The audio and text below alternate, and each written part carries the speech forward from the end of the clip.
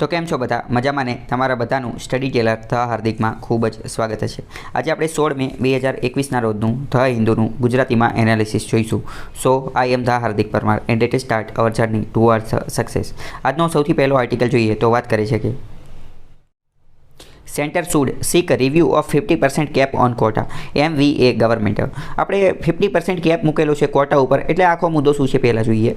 Reservation એટલે કે અનામતની વાત કરે છે, આરક્ષણની વાત કરે છે। સુપ્રીમ કોર્ટ દ્વારા થોડા સમય પહેલાં વાત કરેલી હતી। શું વાત કરેલી હતી કે આજે અનામત આપવામાં આવે છે, અલગ અલગ રાજ્ય દ્વારા અનામત આપવામાં આવે છે એજ્યુકેશનની અંદર, શિક્ષણની અંદર અને જે જોબ એટલે કે એમ્પ્લોયમેન્ટ રોજગારીની અંદર જે અનામત આપવામાં આવે છે, આ અનામત 50% કરતાં વધારે હોવું જોઈએ। એટલે કે એક રીતે લિમિટ ફિક્સ કરી નાખેલી હતી ઇન્દિરા સાહાની કેસની અંદર કે 50% કરતાં વધારે અનામત આપી શકાશે નહીં, રાજ્ય 50% કરતાં વધારે અનામત આપી શકશે નહીં।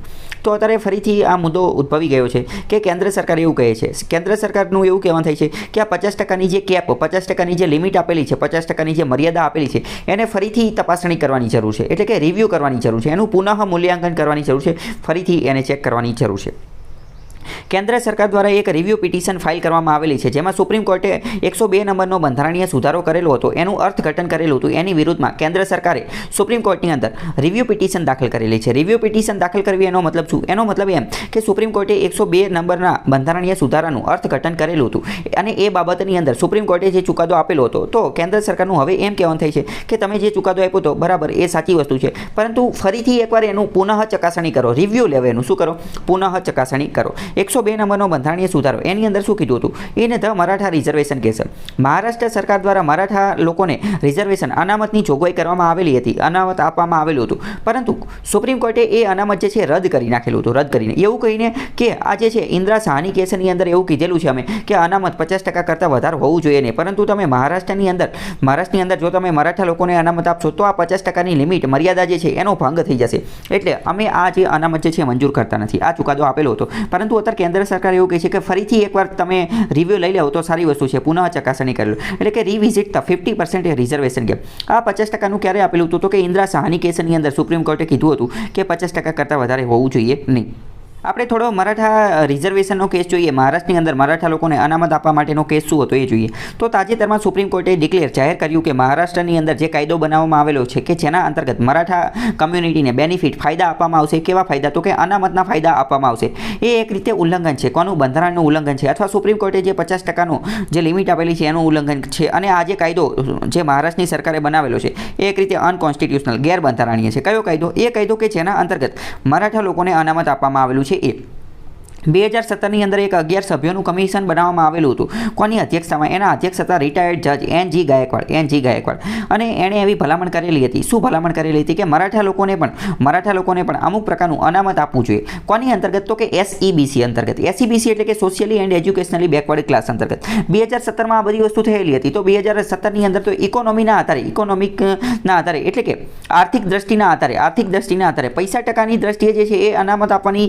જાહેરાત જે છે એ કરવામાં આવેલી નથી। નરેન્દ્ર મોદી દ્વારા જે થોડા સમય પહેલા જે જાહેરાત કરેલી કે 10% EWS ઇકોનોમિકલી વીકર સેક્શનને પણ અનામત આપવામાં આવશે, તો 2017માં એવું થયેલું ન હતું। 2017માં તો આર્થિક દ્રષ્ટિએ અનામત નહોતું આપવામાં આવ્યું। શરૂઆતમાં વાત કરીએ તો બંધારણ જ્યારે લાગુ થયું ત્યારથી અનામત જે છે એ માત્ર 2 દ્રષ્ટિએ જ આપવામાં આવે છે। 2, એક તો સોશિયલી બેકવર્ડનેસ એટલે કે સામાજિક રીતે પછાત હોવો જોઈએ, અથવા તો એજ્યુકેશનલી બેકવર્ડનેસ એટલે કે શૈક્ષણિક રીતે પછાત હોવો જોઈએ। આ 2 રીતે તમે પછાત હો તો તમને અનામત મળી શકે, બાકી એકે મળી શકે નહીં। તો આજે ગાયકવાડની અધ્યક્ષતામાં 2017માં કમિશન બનાવેલું હતું, એણે એમ કીધું કે મરાઠા લોકોને મહારાષ્ટ્રની અંદર SEBC એટલે કે socially and educationally backward class અંતર્ગત રિઝર્વેશન અનામત આપવું જોઈએ, એવી એમને જાહેરાત કરી। 2018ની અંદર મહારાષ્ટ્રની જે વિધાનસભા હતી એણે એક પ્રકારનું બિલ, એક પ્રકારનો ખરડો પસાર કર્યો અને કીધું કે મરાઠા લોકોને 16% અનામત આપવામાં આવશે, બરાબર। તો આખી ટાઈમલાઈન છે। ટાઈમલાઈન શું છે? 2017ની અંદર કમિટી હતી, ગાયકવાડની કમિટી, એણે એમ કીધું કે મરાઠા લોકોને અનામત આપવું જોઈએ, બરાબર। તો 2018 આ કમિટીની વાતને ધ્યાને લઈ અને મહારાષ્ટ્રની વિધાનસભાએ શું કર્યું? 16% મરાઠા લોકોને અનામત આપવાની કોશિશ કરી। 2018ની અંદર ફરીથી બોમ્બે હાઈકોર્ટ જે છે, બોમ્બે હાઈકોર્ટ એણે upholding the reservation pointed out that instead of 16, Bombay high court જે છે, બોમ્બે હાઈકોર્ટે આ વસ્તુનો ચુકાદો આપ્યો અને એમ કીધું કે આ કાયદો જે છે અનામત આપવાનો કાયદો બરાબર એ સાચી વાત છે, એ યોગ્ય છે, એ બંધારણીય છે, પરંતુ આ 16% અનામત હતું એને ઘટાડી એને શું કરી નાખ્યું, એને ઘટાડી અને 12% કરી નાખ્યું. એને એમ કીધું કે મરાઠા લોકોને શિક્ષણની અંદર 12%નું અનામત મળશે અને જોબ્સ નોકરીની અંદર 13%નું અનામત મળશે બરાબર. 2018માં બોમ્બે હાઈકોર્ટ એટલે કે જે મહારાષ્ટ્રની જે હાઈકોર્ટ રહી એણે આ પ્રકારનો ચુકાદો આપ્યો. પરંતુ 2020ની અંદર સુપ્રીમ કોર્ટે જે છે એ સુપ્રીમ કોર્ટે એમ કીધું કે આ જે કાયદો જે છે એનું અમલીકરણ થઈ શકશે નહીં, એનું ઇમ્પ્લિમેન્ટેશન એનું અમલીકરણ થઈ શકશે નહીં બરાબર 2020ની અંદર. એટલે સુપ્રીમ કોર્ટે આ આખી વસ્તુ ઉપર સ્ટે મૂકી દીધો. સ્ટે મૂકી દેવો એનો મતલબ એમ કે એનું અમલીકરણ અટકાવી દીધું. અને સુપ્રીમ કોર્ટે શું કીધું, સુપ્રીમ કોર્ટે એવું કીધું, સુપ્રીમ કોર્ટની અંદર ખાસ કરીને CJI એટલે કે સુપ્રીમ કોર્ટના મુખ્ય ન્યાયાધીશે એમ કીધું કે આ એક રીતે બંધારણીય મામલો છે, એટલે મોટી બંધારણીય બેન્ચને આ નિમણૂક કરવી પડશે. અને એક બેન્ચની રચના કરી અને એ બેન્ચે એવું જાહેર કર્યું કે આ એક રીતે ફંડામેન્ટલ રાઇટ મૂળભૂત અધિકારનું ઉલ્લંઘન છે અને 50%ની જે લિમિટ આપેલી હતી એનું પણ ઉલ્લંઘન છે બરાબર. એટલે કે સુપ્રીમ કોર્ટે આ કાનૂનને સ્ટ્રક કરી નાખ્યો, રદ કરી નાખ્યો. ફંડામેન્ટલ રાઇટ મૂળભૂત અધિકારોનું કઈ રીતે ઉલ્લંઘન છે એ જોઈએ. તો separate reservation for Maratha community, જો મરાઠા લોકોને અલગ અનામત આપવામાં આવશે તો એ અનુચ્છેદ 14નું ઉલ્લંઘન છે. અનુચ્છેદ 14 શું કહે છે તો કે રાઇટ ટુ ઇક્વાલિટી. અનુચ્છેદ 14 ડિટેલમાં જાણવું હોય તો એ અલગ વિડીયો બનાવેલો છે, જોઈ લેજો, એમાં તમને ખ્યાલ આવી જશે. કારણ કે ઇક્વાલિટી સમાનતા પણ અલગ વસ્તુ છે. સમાનતાની અંદર બે પ્રકારના આયામ હોઈ શકે છે, બે પ્રકારના આના એસ્પેક્ટ છે ઇક્વાલિટીના. કયા તો કે equality before law and equal protection of law. તો આ બંને તમારે ડિટેલમાં સમજવું પડે. પરીક્ષામાં ડાયરેક્ટ પ્રશ્ન પૂછે છે which of the following is equality before law and which of the following is equal protection of law બરાબર. એટલે કે આ નીચેનામાંથી કયું જે છે એ કાયદા સમક્ષ સમાનતાની વ્યાખ્યા આપે છે અને નીચેનામાંથી કયું જે છે એ કાયદાનું સમાન રક્ષણ એની વ્યાખ્યા આપે છે. તો આ તમારે એ વિડીયો જોવો પડશે, તમને ખ્યાલ આવી જશે. બીજી વાત કરીએ કે એવું પણ કીધું કે આ મરાઠા લોકોને અનામત આપશો તો એ અનુચ્છેદ 21 જે છે એનું પણ ઉલ્લંઘન છે. જેમ કે ડ્યુ પ્રોસેસ ઓફ લો શું છે એ પણ મેં એ વિડીયોમાં સમજાવેલું છે. એ વિડીયો તમે જોઈ લેજો. બંધારણનું અલગ જ પ્લેલિસ્ટ છે, ત્યાં તમને આ બધા વિડીયો મળી જશે બરાબર. એની લિંક પણ તમને ડિસ્ક્રિપ્શનમાં મળી જશે. Reservation breaching the 50% limit will create a society based on caste rule. Supreme કોર્ટે એવું પણ કીધું કે આ જો રિઝર્વેશન મરાઠા લોકોને આપશો તો પહેલાં તો 50%ની લિમિટ જે છે એનું ઉલ્લંઘન થશે અને બીજું એક એવી સોસાયટીનું નિર્માણ થઈ જશે જે કે કાસ્ટ રૂલ એટલે કે જાતિના આધારે, ધર્મના આધારે વહેંચણી થયેલા એક જાતિ જ્ઞાતિ એવી એક સોસાયટીનું નિર્માણ થઈ જશે, જે એક રીતે સારી વસ્તુ નથી.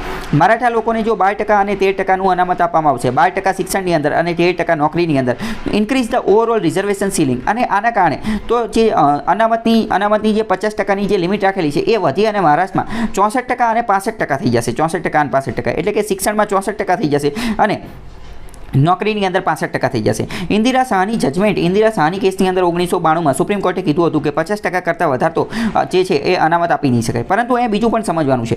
ઇન્દિરા શાહની કેસની અંદર એવું કીધું હતું કે 50% કરતાં વધારે અનામત આપી શકાશે નહીં, પરંતુ સાથે બીજું એમ પણ કીધું હતું કે જો એક્સ્ટ્રા ઓર્ડિનરી પરિસ્થિતિ હશે, એક્સ્ટ્રા ઓર્ડિનરી સિચ્યુએશન તો 50% કરતાં વધારે અનામત પણ આપી શકાશે એની કરતાં. તો હવે પ્રશ્ન એ થાય કે એક્સ્ટ્રા ઓર્ડિનરી જે સિચ્યુએશન જે છે એ નક્કી કોણ કરશે? એ તો સુપ્રીમ કોર્ટ જ નક્કી કરશે. આની માટે એવું કીધેલું હતું કે કોર્ટે એવું કીધેલું હતું કે જો 50% કરતાં વધારે અનામત આપવું હશે, જો અનામત આપવું પડશે તો રાજ્ય દ્વારા કોઈ એકાદી કમિશનની નિમણૂક, એક સમિતિની નિમણૂક કરવી પડશે અને એ પ્રકારના આંકડા, એક પ્રકારનો ડેટા જે છે એ સામે લાવશે અને એનાથી એવું સાબિત કરવાની કોશિશ કરે છે કે બરાબર હા સાચી વાત છે, આ જાતિના લોકો, આ જ્ઞાતિના લોકો જે છે એનું પ્રતિનિધિત્વ પૂરતું નથી, એટલે કે એમનું રિપ્રેઝન્ટેશન પૂરતું નથી. ક્યાં પૂરતું પ્રતિનિધિત્વ નથી? તો કે શિક્ષણની અંદર એમનું પ્રતિનિધિત્વ અપૂરતું છે અથવા નોકરીની અંદર એમનું પ્રતિનિધિત્વ અપૂરતું છે. એનો મતલબ એમ કે માની લો કે એ જાતિના લોકો જે છે, એ જ્ઞાતિનો લોકો અથવા એ જાતિના લોકો, એમને શિક્ષણની અંદર એમનું પ્રમાણ 0.001% છે અને નોકરીની અંદર એમનું પ્રમાણ 0.00001% છે.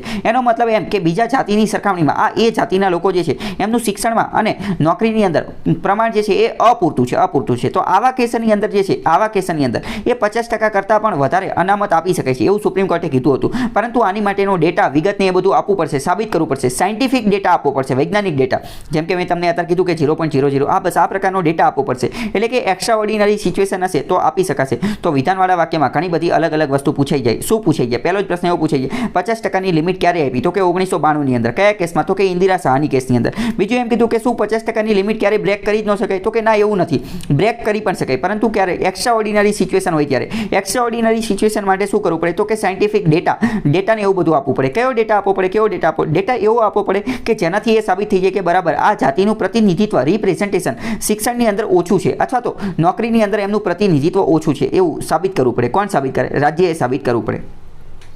બીજી થોડી વાત કરીએ કે નો ફર્ધર બેનિફિટ. બેનિફિટ એટલે કે કોઈ ફાયદો નથી. Appointments made under the Maratha quota following the Bombay high court judgment endorsing the state law would hold but they would get no further benefit. આજે મહારાષ્ટ્રની જે હાઈકોર્ટ હતી, મહારાષ્ટ્રની હાઈકોર્ટે એવું કીધું કે આજે મરાઠા લોકોને અનામત આપવાનો કાયદો જે છે એને જાળવી રાખ્યો, એને અપહોલ્ડ એટલે કે જાળવી રાખ્યો. બરાબર, એ કે આ કાયદો યોગ્ય છે, મરાઠા લોકોને અનામત આપવું જોઈએ. પરંતુ સુપ્રીમ કોર્ટે એવી દલીલ કરી કે આ જો મરાઠા લોકોને અનામત આપી દેવામાં આવશે તો એનેથી એમને કોઈ વધારાનો ફાયદો થશે નહીં. એમનું કંઈ એવું નહીં કે મરાઠા લોકોને અનામત આપી દીધી તો એ તાત્કાલિક એમનો ઉત્કર્ષ થઈ જશે, એવું સુપ્રીમ કોર્ટે કીધું. એવું કંઈ થશે નહીં, એનાથી એમને કોઈ બેનિફિટ ફાયદો કંઈ મળશે નહીં. બીજું એવું કીધું સુપ્રીમ કોર્ટે કે deprived states of the power to identify SEBC. Deprived રાજ્ય જે છે એને અમુક વાર ડિપ્રાઇવ્ડ કરવામાં આવે છે, વંચિત રાખવામાં આવે છે પાવરથી, સત્તાથી. કઈ સત્તાથી? તો કે આઈડેન્ટિફાઈ SEBC એટલે કે socially and economically backward class. એમનું ઓળખાણ કઈ રીતે કરી એનાથી વંચિત રાખવામાં આવે છે.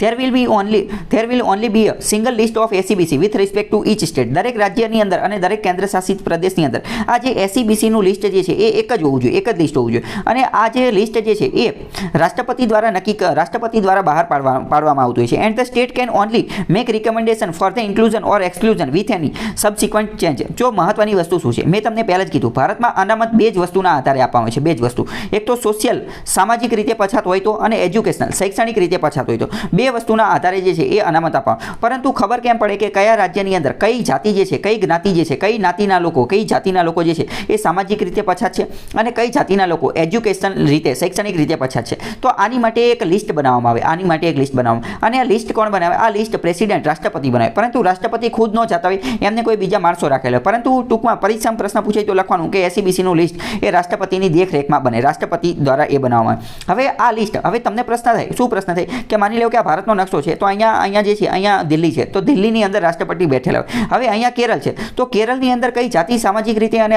શૈક્ષણિક રીતે પછાત છે, એ રાષ્ટ્રપતિને કઈ રીતે ખબર પડે? અહીંયા બેઠા બેઠા એમને કેરળની તો ખબર ન પડે. એટલે એવા કેસની અંદર રાજ્ય જે છે, રાજ્ય એ ભલામણ કરી શકે, રિકમેન્ડેશન, સલાહ આપી શકે કોઈ જાતિને સમાવેશ કરવામાં, ઇન્ક્લુઝન કરવામાં અથવા એક્સક્લુઝન કરવામાં, કોઈ જાતિનું SEBCના લિસ્ટની અંદર નામ દાખલ કરવા માટે અથવા એનું નામ બહાર કાઢવા માટે એ રાજ્ય જે છે એ રાષ્ટ્રપતિને સલાહ આપી શકે, રિકમેન્ડેશન, ભલામણ કરી શકે. એવું જરૂરી નહીં કે રાષ્ટ્રપતિએ સલાહ માની લે, એ ખાલી કહી શકે, સલાહ આપી શકે કે બરાબર આ એ નામની જાતિ જે છે, આ સામાજિક રીતે પછાત છે, એનું આ લિસ્ટની અંદર નામ રાખી દો તો સારી વસ્તુ છે. અથવા તો એમ કહી દે કે આ B નામની જાતિ કે જે ઓલરેડી લિસ્ટમાં જે છે એ તો બહુ અમીર છે, ગાડી બંગલો ને એ બધું લઈને ફરતા, એમને તમે ક્યાં સામાજિક રીતે પછાત દઈ દીધા? તમે સમાજમાં આવીને તમે જોવો તો ખરા એમનું કેટલું ઉચ્ચ સ્થાન છે, ગાડીઓ, બંગલા, બુલેટ ને BMW એ બધું લઈને ફરતા હોય, તમે એમ કહો કે સામાજિક રીતે પછાત. તો રાજ્ય એવી ભલામણ પણ કરી શકે કે આ B કે જેને તમે આમાં એડ કરેલા છે એને તમે કાઢી નાખો તો સારી વસ્તુ છે, એમને કંઈ અનામત બનામતની જરૂર છે નહીં. તો આવી ભલામણ કરી શકાય છે. બીજી વાત કરીએ કે with any subsequent change to be made only by parliament. તો રાષ્ટ્રપતિ આ પ્રકારનું લિસ્ટ બનાવે છે. અને તો મેં તમને કીધું કે આની અંદર સુધારો વધારો કરવો હોય તો કોણ કરી શકે? એની ભલામણ કોણ કરી શકે? એની ભલામણ રાજ્ય કરી શકે. પરંતુ આ જે ભલામણ કરે એની માટેનો પછી સુધારો કરવાનો આવે, આ લિસ્ટ જે ઓવરઓલ બનાવવાનું હોય તો લિસ્ટની અંદર આખું લિસ્ટ જે છે એ પછી પાર્લામેન્ટ, સંસદ જ બનાવે. કોણ બનાવે? સંસદ દ્વારા જ બનાવવામાં આવે. સંસદ જ પછી એની અંદર બધું નક્કી કરે, બીજું કંઈ કરી શકાય નહીં. બરાબર, રાજ્ય ખાલી ભલામણ કરે કે આ એ નામની જાતિ જે છે એને એડ કરો અથવા B નામની જાતિ જે છે એને કાઢી નાખો, એવું ભલામણ કરી શકે. બાકી અંતે નિર્ણય કોણ લે? તો રાષ્ટ્રપતિ લે. પરંતુ સંસદની અંદર પણ એને પસાર થવું પડે. આગળ વાત કરીએ તો bench upheld the constitutional validity of the 102 constitutional amendment. આજે સુપ્રીમ કોર્ટની બેન્ચ હતી, એણે એમ કીધું કે 102 નંબરનો બંધારણીય સુધારો કર્યો. બરાબર, એ વસ્તુ તો સાચી છે, એ તો બંધારણીય રીતે યોગ્ય છે, 102 નંબરનો બંધારણીય સુધારો 2018માં કરવામાં આવેલો હતો, જેના અંતર્ગત અનુચ્છેદ 338B અને 342A જે છે એ ઉમેરવામાં આવેલો હતો. 338B અને 342A શું છે એ તમને ખબર હોય છે. તો 338B એવું કહે છે કે newly established national commission for backward class. 338B શું છે એ તમે મહત્વની વસ્તુ સમજી લો. પહેલાં એની માટે તમારે સમજવું પડશે કે 338 શું છે. 338 જે છે એ national commission for schedule caste છે, એટલે કે અનુસૂચિત જાતિ માટેનું એક રાષ્ટ્રીય લેવલનું કમિશન છે. એટલે કે રાષ્ટ્રીય લેવલે આવા અલગ અલગ કમિશન બનાવવામાં આવેલા છે. તો NCSC national commission for schedule cast એટલે કે અનુસૂચિત જાતિ માટેનું એક કમિશન છે. 338A માં શું છે? તો 338A ની અંદર national commission for schedule tribes એટલે કે અનુસૂચિત જનજાતિ માટેનું એક રાષ્ટ્રીય લેવલનું કમિશન છે, રાષ્ટ્રીય લેવલનું કમિશન. અને તમને બીજી એ પણ ખબર હશે કે મૂળ બંધારણની અંદર માત્ર SC અને ST એટલે કે અનુસૂચિત જાતિ અને અનુસૂચિત જનજાતિના લોકોને ત્યાં અનામત આપવામાં આવેલું હતું. પરંતુ પછી આગળ જતાં 1990ના દાયકામાં પોલિટિક્સ, રાજનીતિ રમવા માટે OBC લોકોને પણ અનામત આપી દેવામાં આવેલું હતું. બરાબર, લોકોને રીઝવવા માટે, મત વોટ બેંકને એ બધાને ઇન્ફ્લુઅન્સ કરવા માટે, એમના પ્રભાવ આપવા માટે OBC લોકોને પણ અનામત આપેલું હતું. બરાબર, તો OBC લોકોને અનામત આપ્યું તો એની માટે પણ આવી રીતનું રાષ્ટ્રીય કમિશન બનાવવું પડે, નેશનલ કમિશન બનાવવું પડે. તમને પ્રશ્ન થાય આ નેશનલ કમિશન, રાષ્ટ્રીય કમિશન શું કરતા હોય? તો આ રાષ્ટ્રીય કમિશન જે છે એ ચેક કરતા હોય કે આ અનામત જે છે એનું અમલીકરણ વ્યવસ્થિત થાય છે કે નહીં, બધાને અનામતનો લાભ મળે છે કે નહીં, અથવા તો જેને અનામતનો લાભ મળે એ શું ખરેખરમાં અનામતને લાયક છે કે નહીં, અથવા તો અમુક એવા લોકો કે જેને અનામતનો લાભ નથી મળતો તો એ લોકો પણ આ કમિશન પાસે જઈ અને પોતાની સમસ્યા જે છે એની રજૂઆત કરી શકે. એટલે આ રીતના કમિશન બનાવવામાં આવ્યા. બરાબર. તો હવે ઓબીસી લોકોને પણ અનામત દઈ દીધું, પરંતુ એની માટે તો આવી કોઈ કમિશન હતું નહીં, એની માટે આવું કોઈ કમિશન હતું નહીં. એટલે એમની માટે પણ national commission for backward classes NCBC આ પ્રકારનું એક કમિશન બનાવ્યું, national commission for backward classes. પરંતુ શરૂઆતમાં જ્યારે આ national commission for backward classes બનાવ્યું એની બંધારણમાં જોગવાઈ હતી નહીં. કેમ? કારણ કે મેં તમને પહેલાં જ કીધું બંધારણમાં તો ખાલી SC અને ST લોકોને જ અનામત આપેલું હતું. તો આજે OBC લોકોને તો અનામત આપેલું નહોતું, એમને તો પાછળથી આપવામાં આવેલું હતું. એટલે આજે national commission for backward classes એ જે કમિશન બનાવ્યું એ બંધારણમાં એને જોગવાઈ નથી કરેલી, પરંતુ એ એક રીતની સ્ટેચ્યુટરી બોડી હતી, એટલે કે કાયદો દ્વારા બનાવવામાં આવેલી એક બોડી હતી. પરંતુ પછી આગળ જતાં આપણે વાત કરીએ તો 102 નંબરના બંધારણીય સુધારા અંતર્ગત આજે NCBC જે છે ને, national commission for backward classes, એને 338B માં સ્થાન આપી દેવામાં આવેલું. કોની અંદર? 338B માં. તો ફરીથી એકવાર સમજીએ તો તમારા મગજમાં ક્લિયર હોવું જોઈએ. 338 શું છે? તો કે national commission for schedule cast. પછી 338A શું છે? તો કે national commission for schedule tribe. અને 338B શું છે? તો કે national commission for backward classes. બરાબર. આ કમિશન બની ગયું. 102 નંબરના સુધારાની અંદર બીજું એ કાર્ય કર્યું.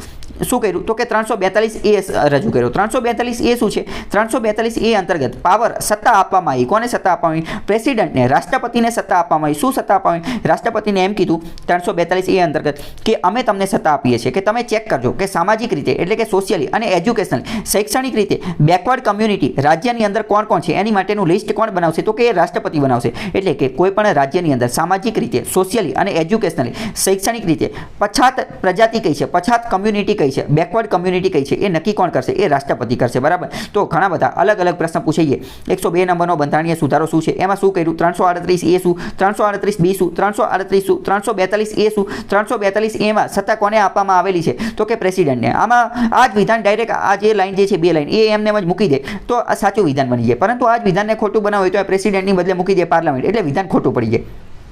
ખાલી એક શબ્દ ફરી જાય અને વિધાન ખોટું પડી જાય. અને પરીક્ષામાં તમે જો થોડીક નેગ્લિજન્સ, થોડુંક જે છે એ બેદરકારી દાખવો એટલે તમારો એક માર્ક પણ જતો રહે. બરાબર. તો આ તમારે ખાસ ધ્યાન રાખવાનું છે. બીજી વાત કરીએ, it says that it is for the parliament to include a community in the central list for socially and backward classes for grant of reservation benefit. બીજી વાત કરીએ, અહીંયા શું કીધું? 342 ની અંદર 342 ની અંદર એવું કીધું કે રાષ્ટ્રપતિ જે છે, રાષ્ટ્રપતિ એ દરેક રાજ્યનું જે લિસ્ટ બનાવવાનું છે. જો ફરીથી સમજો. અત્યારે આપણે જોયું કે સોશિયલી, સામાજિક રીતે અને એજ્યુકેશનલી, શૈક્ષણિક રીતે જે પછાત લોકો હશે, પછાત લોકો એને અનામત આપવામાં આવશે. પરંતુ નક્કી કેમ થશે કે શૈક્ષણિક રીતે પછાત કોણ છે અને એજ્યુકેશનલ, શૈક્ષણિક રીતે અને સામાજિક રીતે પછાત કોણ છે? તો એની માટે એક લિસ્ટ બનાવવામાં આવશે. એની માટે શું કરવામાં આવશે? લિસ્ટ બનાવ. પરંતુ આવું એક લિસ્ટ નહીં બનાવવામાં આવે, આવો બે લિસ્ટ બનાવવામાં આવશે. કેમ? કારણ કે એક રાષ્ટ્રીય લેવલે, એટલે કે આખા ભારતની અંદર શૈક્ષણિક રીતે પછાત કોણ છે અને સામાજિક રીતે પછાત કોણ છે, એટલે ભારત લેવલે એક અલગ લિસ્ટ બનાવવામાં આવશે. અને રાજ્ય લેવલે બધા રાજ્યની અંદર, દરેક રાજ્યની અંદર, 28 રાજ્યની અંદર અને કેન્દ્ર શાસિત પ્રદેશની અંદર ત્યાં પછાત લોકો કોણ છે એનું લિસ્ટ અલગ બનાવવામાં આવશે. એટલે કે એક નેશનલ લેવલનું, રાષ્ટ્રીય લેવલનું અને એક સ્ટેટ લેવલનું, રાજ્ય લેવલનું લિસ્ટ બનાવવામાં આવશે. રાજ્ય લેવલનું લિસ્ટ જે છે, રાજ્ય લેવલનું લિસ્ટ એ પ્રેસિડેન્ટ, રાષ્ટ્રપતિ બનાવશે. કોણ બનાવશે? રાષ્ટ્રપતિ બનાવશે. અને જે નેશનલ, રાષ્ટ્રીય લેવલનું લિસ્ટ જે છે, નેશનલ, રાષ્ટ્રીય લેવલનું લિસ્ટ એ કોણ બનાવશે? એ પાર્લામેન્ટ બનાવશે, એટલે કે સંસદ બનાવશે. બરાબર. તો આ બધું પણ તમારા મગજમાં ક્લિયર હોવું જોઈએ. અહીંયા લખેલું છે કે પાર્લામેન્ટ, સંસદ જે છે એ કોઈ પણ કમ્યુનિટીને ઇન્ક્લુડ કરી શકશે, દાખલ કરી શકશે સેન્ટ્રલ લિસ્ટની અંદર, કેન્દ્રીય લિસ્ટ જે છે એની અંદર.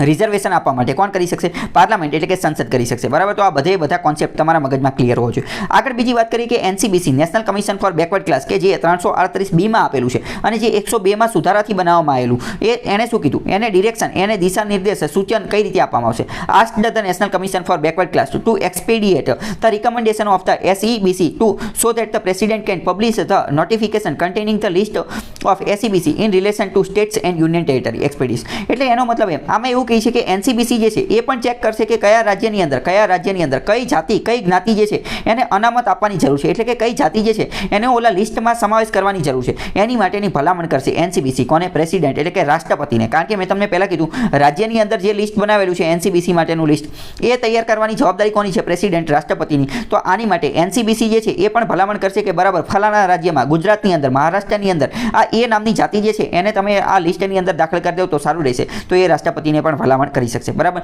તો જેટલો મહત્વનો ટોપિક હતો એ બધાનું આપણે કોમ્પ્રિહેન્સિવ રીતે એટલે કે વ્યાપક રીતે એનાલિસિસ વિશ્લેષણ જોઈ લીધું છે. આમાંથી તમારો એક પણ પ્રશ્ન છૂટવો જોઈએ નહીં, કે પછી પ્રિલિમ્સમાં પૂછાય કે મેઇન્સમાં પૂછાય, બંનેની અંદર આપણે ડિટેલમાં વિગતવાર બધું જોઈ લીધું છે.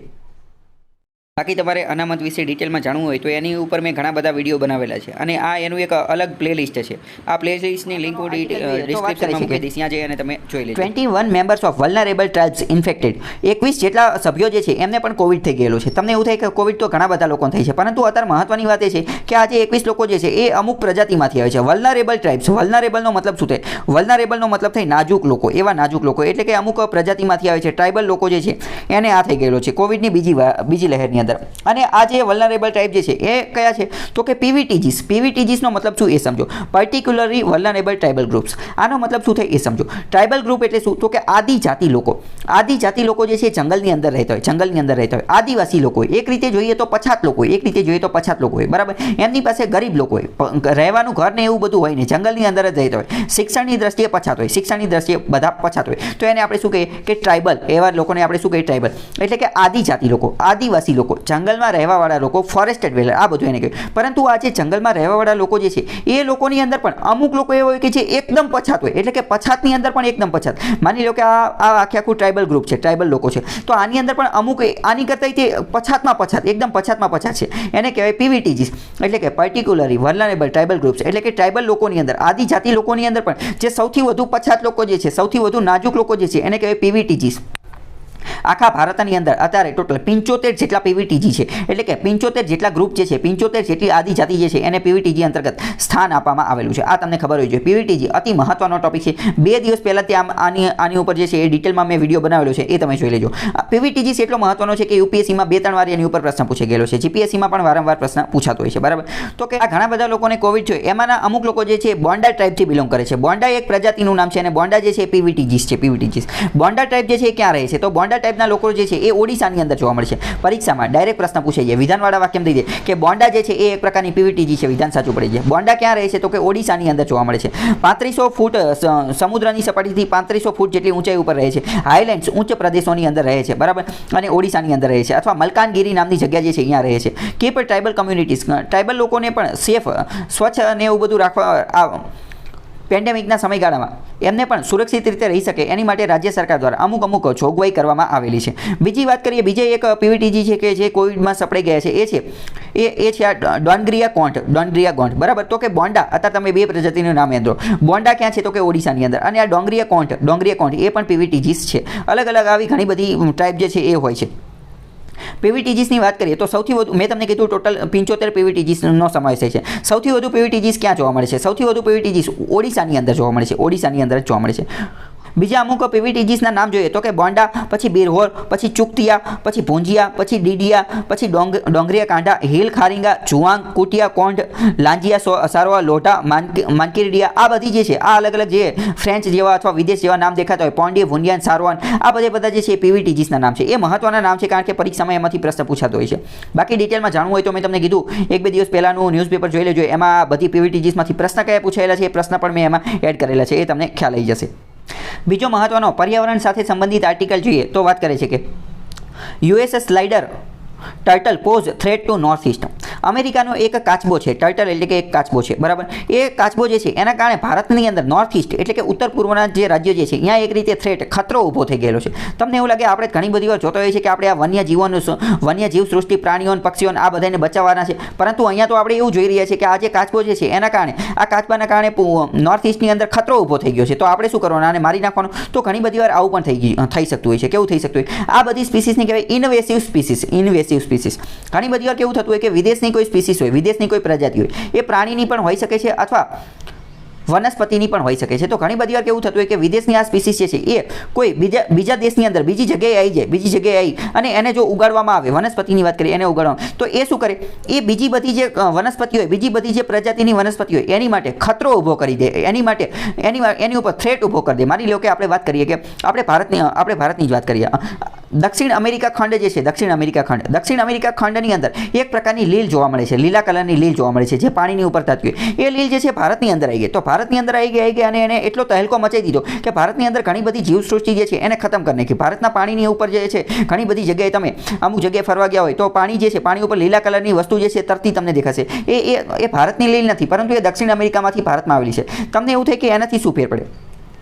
તો આ પ્રકારની વનસ્પતિ અથવા આ પ્રકારનું પ્રાણી જે છે એ આપણા દેશની અંદર આવી જાય અને જો ઇન્વેસિવ હોય તો એ શું કરે? અહીંની જે લોકલ પ્રજાતિ જે છે એને હર્ટ કરે, એને ખતરો ઊભો કરે, એને નાશ કરવાની કોશિશ કરે, અને પોતે કબજો જમાઈ લે. બરાબર? જેવી રીતે માણસો કરે એવી જ રીતે માની લો કે કોઈક બહાદુર માણસ જે છે, કોઈક માથાભારે માણસ જે છે એ આ જગ્યાએ રહેતો હોય, માથાભારે માણસ, અને અહીંથી આવી અને આ બાજુ આવી જાય, આ બીજી જગ્યાએ, અને આ કબજો જમાવવાની કોશિશ કરે. તો પ્રાણીઓનું વનસ્પતિનું એવું હોય, અહીંયા એકાદી માથાભારે વસ્તુ જે છે, માથાભારે વનસ્પતિ એ અહીંયા આવી જાય અને અહીંના લોકોને મારવાની કોશિશ કરીને પોતે કબજો જમાઈ દે. તો આ એક રીતે ખતરો પણ ઊભો કરતી હોય છે વનસ્પતિ અને પ્રાણીઓ, જેને કહેવાય સ્પીસીસ. એને શું કહેવામાં આવે છે? ઇન્વેસિવ સ્પીસીસ કહે છે. તો વાત કરીએ તો અમેરિકાનો એક ફેમસ કાચબો છે, અમેરિકન પોપ્યુલર ટર્ટલ. એનો જે છે એ પેટ એટલે કે પાલતુ કાચબા તરીકે એનો ઉપયોગ કરવામાં આવે છે, પાલતુ કાચબા તરીકે. તો એ પાલતુ કાચબા તરીકે એનો ઉપયોગ કરવામાં આવે છે. તો એ ભારતની અંદર થ્રેટ એક રીતે ખતરો ઊભો થઈ ગયેલો છે. ઇન્વેડ એક રીતે હુમલો કરે છે નેચરલ વોટર બોડીઝની અંદર. ભારતની અંદર નોર્થ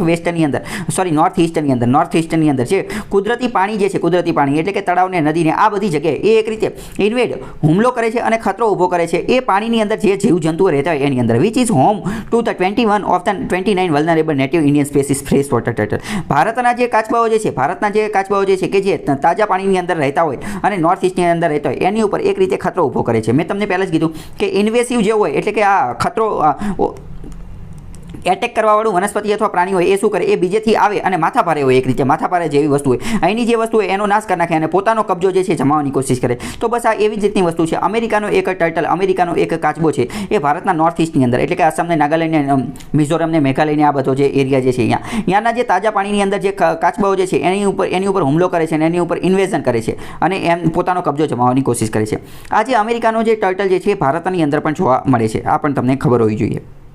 અને આજે અમેરિકાનો કાચબો જે છે એનું નામ શું છે એ તમને ખબર હોવી જોઈએ. તો કે સ્લાઇડર ટર્ટલ છે. સ્લાઇડર એટલે કે સ્લાઇડ કરી અને ચાલે છે. ભારતની અંદર જોવા મળે છે. 2018 થી 2019ની અંદર જોઈએ તો આ હેર્પેટોલોજિસ્ટ કે જે કાચબાના જે મહત્વના હોય, કાચબાનું જે સ્ટડી કરતા હોય એને કહેવામાં આવે. અને એક એનજીઓ હતું હેલ્પ અર્થ, એમને જોવા મળ્યું કે રેડ ઇયર્ડ લાલ કલરના કાનવાળો એક કાચબો જે છે ભારતની અંદર જોવા મળ્યો દીપોર બિલ વાઇલ્ડ લાઇફ સેન્ચુરીની અંદર. દીપોર બિલ વાઇલ્ડ લાઇફ સેન્ચુરી જે છે એ ક્યાં આવેલું છે? તો કે અસમની અંદર આવેલું છે. એટલે કે દીપોર બિલ અભયારણ્ય જે છે. બિલનો મતલબ શું થાય? આ જે પહાડી વિસ્તારોની અંદર જોઈએ તો બિલનો મતલબ થાય તળાવ. બિલનો મતલબ શું થાય? તળાવ. બિલ જે છે એને એ લોકો તળાવ કહે છે. બિલ એટલે તળાવ. બીજે પણ ગમે તમે બિલ જુઓ તો તમારે સમજી જવાનું કે તળાવની વાત કરે છે. બરાબર? Deepor Beel wild life sanctuary, Deepor Beel અભયારણ્ય, વન્યજીવ અભયારણ્ય ક્યાં આવેલું છે? ગુવાહાટીની અંદર, આસામની અંદર. અને આ યુગાર તારા તળાવ હતું અને ત્યાં મંદિર પણ હતું. ત્યાં પણ આ કાચબો જે છે એ જોવા મળ્યો, લાલ કલરવાળો હતો. પ્રશ્ન પૂછાઈ જાય કે આ શું હતું? આજે રેડ ઇયર્ડ સ્લાઇડર જે છે એના વિશે વાત કરીએ. પ્રશ્ન ડાયરેક્ટ એ જ પૂછાઈ જશે કે રેડ ઇયર્ડ સ્લાઇડર શું છે? તો એક રીતનો ટર્ટલ છે, એક રીતની કાચબાની પ્રજાતિ છે. ક્યાં જોવા મળે છે? તો કે અમેરિકાની અંદર જોવા મળે છે. લાલ કલરના કાન છે, એની ઉપરથી એનું નામ આપવામાં આવેલું છે. બરાબર? અને બીજું એની ખાસિયત, એની ખાસિયત શું છે? તો કે સ્લાઇડ ક્વિકલી, ફટાફટ એ સ્લાઇડ કરી શકે છે. પાણીની અંદર ફટાફટ જે છે એ ચાલી શકે છે. અમેરિકાની અંદર જોવા મળે છે, મેક્સિકોની અંદર પણ જોવા મળે છે. અને ત્યાં પોપ્યુલર છે. કોની તરીકે? પેટ તરીકે, એટલે કે પાલતુ પ્રાણી તરીકે. ત્યાંના લોકો એને પાડવાનું ને એ બધાનું કાર્ય કરે છે. ફટાફટ ફ્લિપ કરી શકે છે. એ એક મહત્વની વસ્તુ છે. કાચબા વિશે થોડી વાત કરીએ તો કાચબા જે છે રેપ્ટાઇલ હોય છે. રેપ્ટાઇલનો મતલબ શું થાય? સરીસૃપ, એટલે કે જે સરકી અને ચાલતા હોય એ. બરાબર? એ મીઠા પાણીમાં પણ રહેતા હોય છે અથવા ખારા પાણીની અંદર પણ રહેતા હોય છે. Turtles R cold blooded species. Turtle જે છે એ ખાસ કરીને ઠંડા પાણીની અંદર રહેતા હોય છે. કોલ્ડ બ્લડેડ એટલે કે ઠંડા વસ્તુની અંદર રહેવાની એની કોશિશ કરતા હોય છે. આ જે છે આનું મહત્વ જે છે એ ખૂબ વધારે છે. ભારતની અંદર ટર્ટલ કન્ઝર્વેશન, આપણે કાચબાના સંરક્ષણ માટે શું કરેલું છે? તો ઓલિવ રેડી ટર્ટલ ભારતની અંદર ઓડિશાની અંદર જોવા મળે છે. ગાહીર માથા વાઇલ્ડ લાઇફ સેન્ચુરી ઓડિશામાં આવેલી છે, ત્યાં જોવા મળે છે. અને આ ઓલિવ રેડલી ટર્ટલ જે છે એ ઓડિશાની અંદર નેસ્ટિંગ માટે આવે છે. નેસ્ટિંગનો મતલબ શું થાય? નેસ્ટિંગનો મતલબ થાય પ્રજનન. એટલે કે ઘણા મોટી માત્રાની અંદર અહીંયા ઈંડા મૂકવા આવે છે. કઈ જગ્યાએ? તો કે ઓલિવ રેડલી ટર્ટલ ઓડિશાની અંદર આવે છે. ઓડિશાની અંદર જે બીચ જે છે ત્યાં પહોંચી જાય છે ઘણા બધા લાખોની સંખ્યામાં આ બધા કાચબા પહોંચી જાય છે અને આ ઈંડા મૂકે છે. ઈંડા મૂકવા એને કહેવાય નેસ્ટિંગ. શું કહેવાય? એને નેસ્ટિંગ કહેવામાં આવે છે. ઓડિશાની અંદર આ પ્રકારનું કાર્ય જોવા મળે છે. ગ્રીન ટર્ટલ જે છે એ પણ ભારતની અંદર જોવા મળે છે. લોગર હેડ જોવા મળે છે. હોર્સબિલ, લેધરબેક, આ બધા કાચબાના અલગ અલગ નામ છે. આ ઓલિવ રેડલી ટર્ટલ, પછી આ લેથરબેક અને લોગર હેડ જે છે આ બધા વલ્નરેબલ છે. વલ્નરેબલ IUCNના રેડ લિસ્ટની અંદર વલ્નરેબલનું ટેગ જે છે એમને આપવામાં આવ્યું છે. પછી હોર્સબિલ ટર્ટલ જે છે એ તો ક્રિટિકલી ઇન્ડેન્જર્ડ છે. ક્રિટિકલી ઇન્ડેન્જર્ડ એટલે કે વિલુપ્તતાના આધારે છે. જ્યારે વાત કરીએ ગ્રીન ટર્ટલ જે છે એ તો ઇન્ડેન્જર્ડ છે. એ શું છે? ઇન્ડેન્જર્ડ છે. બીજો મહત્વનો આર્ટિકલ જોઈએ તો IMD ઇન્ડિયન મિટેરોલોજીકલ ડિપાર્ટમેન્ટ એવું કહે છે કે 31 મેની આજુબાજુ જે છે એ ચોમાસું આવી જશે. કેરળની અંદર 31 મેની આજુબાજુ જે છે એ ચોમાસું આવી જશે એવું આમનું ભવિષ્યવાણી કરવાનું થાય છે. IMD દ્વારા એવું કીધું છે. અને અત્યારે સૌરાષ્ટ્રના વિસ્તારની અંદર આપણે જોઈએ તો એટલે કે અરબ સાગરની અંદર એક સાયક્લોન વાવાઝોડું જે છે એ પણ ત્રાટકવાની તૈયારીમાં છે. 1-2 દિવસની અંદર એ જે છે એ જેતપુર અથવા પોરબંદરવાળા વિસ્તારની અંદર એ વાવાઝોડું પણ આવી જશે એવું કહેવાનું થાય છે. અને આ જે સાયક્લોન વાવાઝોડું જે છે એ વેરી સિવિયર સાયક્લોન સ્ટોર્મ છે એવું એને કહેવામાં આવે છે. તો જેટલી કોમેન્ટમાં પૂછેલા પ્રશ્નોના જવાબ જોઈએ તો એક વ્યક્તિએ પ્રશ્ન પૂછેલો હતો કે શું UPSCની પરીક્ષા જે છે એની તારીખ બદલાની છે? તો આ એની તારીખ બદલાઈ ગઈ છે. નવી તારીખ જે છે એ 10 ઓક્ટોબર છે. 10-10 નવી તારીખ કઈ રાખેલી છે? 10 ઓક્ટોબર 10-10. બીજો એક પ્રશ્ન પૂછેલો હતો ગઈકાલના લેક્ચર વિશે. ગઈકાલનો વિડીયો લેક્ચર હતો એમાં આપણે જેલ રિફોર્મ, જેલ સુધારા વિશે વાત કરેલી હતી. તો એક વ્યક્તિનો પ્રશ્ન હતો. શું પ્રશ્ન હતો? કે આ જે જેલ સુધારામાં મેં જે બધું ચલાવેલું આપણે લેક્ચરમાં જે જોયું હતું શું એ બધું યાદ રાખવું જરૂરી છે? તો હવે જો આનો જવાબ શું છે? તો આનો જવાબ કંઈક એવો છે કે એમાં જેટલું પણ ચલાવેલું હતું એ બધું જો તમારે મેન્સમાં એ પ્રકારનો ક્વેશ્ચન પૂછે તો અલગ અલગ કમિટી દ્વારા જે સુઝાવ આપવામાં આવેલો હતો એટલે કે અમિતાભ રોય કમિટી અથવા તો જેલ સુધારા માટેની અમુક કમિટી હતી એણે જે સુધારો આપેલો હતો, લો કમિશન એટલે કે કાયદા પંચે જે સુઝાવ આપેલો હતો એ બધાનો તમારે બ્રીફ આઈડિયા હોવો જોઈએ કે આ બધા લોકોએ આવું કંઈક કીધેલું હતું. તો તમે મેન્સમાં એ પ્રકારનો પ્રશ્ન પૂછાય કે જેલ સુધારા માટે શું કરવું જોઈએ તો એનું ઇન્ટ્રોડક્શન, મેન્સને એ બોડીને એ બધાની અંદર તમે પ્રશ્ન લખી શકો એટલે એનો બ્રીફ આઈડિયા હોવો જોઈએ. અથવા પ્રિલિમ્સ ની અંદર પણ એ પ્રકારનો ક્વેશ્ચન પૂછાઈ શકે કે અમિતાભ રોય કમિટીએ નીચેનામાંથી કઈ પ્રકારની ભલામણ આપેલી હતી, કઈ રિકમેન્ડેશન ભલામણ આપેલી હતી. પ્રશ્ન એવો પણ પૂછે કે ઇન્ડિયન પ્રિઝન, ભારતની અંદર જેલ જે છે એની બાબતે નીચેના વિધાનો તપાસ કરો. પહેલું જ વિધાન ડાયરેક્ટ એવું આપી દે કે ભારતની અંદર જે જેલ જે છે, ભારતની અંદર જેલ એની અંદર 60% લોકો જે છે 60% લોકો એ કન્વિક્ટેડ એટલે કે દોષી લોકો છે. તો વિધાન ખોટું પડી જાય. કેમ? કારણ કે 60% લોકો આપણે ગઈકાલે જોયું હતું કે એ તો અંડર ટ્રાયલ છે, બરાબર. તો આવી રીતે ક્વેશ્ચન જે છે એ પૂછાઈ શકે છે. બીજો એક વ્યક્તિએ ક્વેશ્ચન પૂછેલો હતો કે આ જે વીજળી થાય છે તો વીજળી જે છે જમીન ઉપર કેવી રીતે પડે? પરંતુ હવે એ પ્રશ્નનો જવાબ હું આપીશ નહીં કારણ કે મેં ઓલરેડી એ વિડીયોમાં પણ કીધેલું હતું કે એની માટે અલગ વિડીયો જે છે એ તમે જોઈ લેજો. બીજો એક પ્રશ્ન પૂછેલો હતો કે FCRA એટલે કે ફોરેન કોન્ટ્રીબ્યુશન રેગ્યુલેશન એક્ટ અંતર્ગત કોઈપણ NGO જે છે એણે વિદેશમાંથી પૈસા લેવા હોય, વિદેશમાંથી પૈસા મેળવવા હોય તો એણે આ FCRA અંતર્ગત ગૃહ મંત્રાલય પાસે રજિસ્ટ્રેશન, નોંધણી કરાવવાની જરૂર શા માટે પડે છે? તો એનો જવાબ પણ ઓલરેડી આપેલો છે કારણ કે એની માટે મેં તમને કીધું હતું અલગ વિડીયો, FCRAનો અલગ વિડીયો જે છે એ જોઈ લેવો. એમાં બધું ડિટેલમાં સમજાવેલું છે કે શા માટે આવું આયોજન કરેલું છે, બરાબર. વાય એનો જવાબ જે છે એની અંદર આપેલો છે તો એ તમે જોઈ લેજો. તો કમેન્ટમાં તમે જે પૂછેલા હતા પ્રશ્નો એના મેં જવાબ આપેલા છે. બીજો પણ તમારો કોઈ નવો પ્રશ્ન હોય તો કમેન્ટમાં લખો, એના હું જવાબ આપવાની કોશિશ કરીશ. આવડતો હશે તો આપીશ. મહત્વની વસ્તુ હતી એ બધી આપણે જોઈ લીધી છે. તો આજ માટે આટલું રાખીએ. બાકી કાલે મુલાકાત થશે. ત્યાં સુધી જોડાયેલા રહો સ્ટડી ટેલર ધ હાર્દિક સાથે.